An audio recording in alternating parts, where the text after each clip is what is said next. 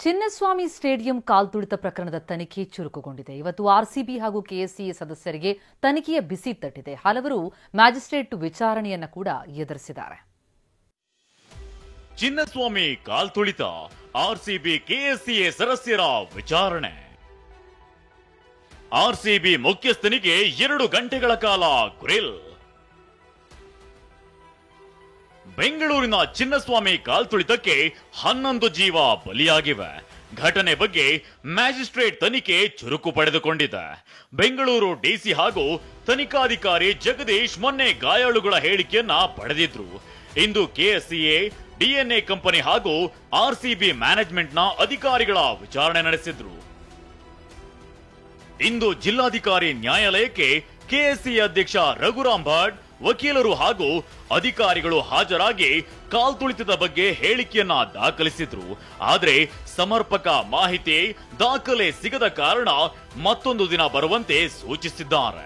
ಇನ್ನು ಆರ್ಸಿಬಿ ತಂಡದ ಮುಖ್ಯಸ್ಥ ಹಾಗೂ ಉಪಾಧ್ಯಕ್ಷ ಆಗಿರುವ ರಾಜೇಶ್ ಮೆನನ್ ರನ್ನ 2 ಗಂಟೆಗಳ ಕಾಲ ಡಿಸಿ ವಿಚಾರಣೆ ನಡೆಸಿದ್ರು.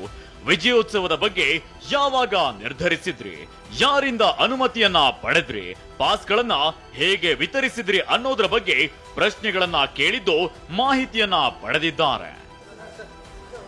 ಇನ್ನು ವಿಚಾರಣೆ ಬಳಿಕ ಮಾಧ್ಯಮಗಳನ್ನ ನೋಡ್ತಿದ್ದಂತೆ ರಾಜೇಶ್ ಮೆನನ್ ಬೇರಿಕಿತ್ತಿದ್ದಾರೆ.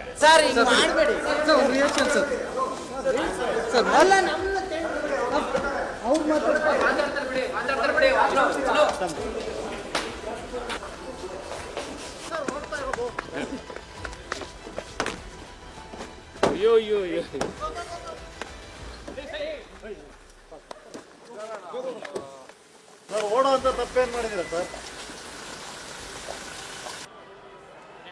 ಅಂದ ಹಾಗೆ ಅಮಾನತುಗೊಂಡಿರುವ ಐಪಿಎಸ್ ಅಧಿಕಾರಿ ಬಿ ದಯಾನಂದ್ ಕೂಡ ಮ್ಯಾಜಿಸ್ಟ್ರೇಟ್ ವಿಚಾರಣೆಗೆ ಬರಬೇಕಿತ್ತು.